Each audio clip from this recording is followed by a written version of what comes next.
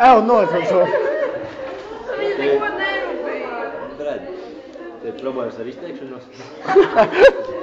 Jā, neko nerūpēja, neko neizprotu. Nu, pacenties. 5 gadus!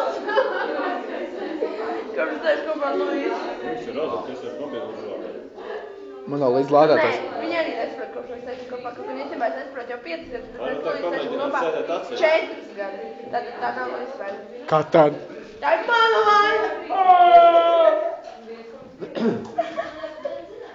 Jā. Braļ, atpis.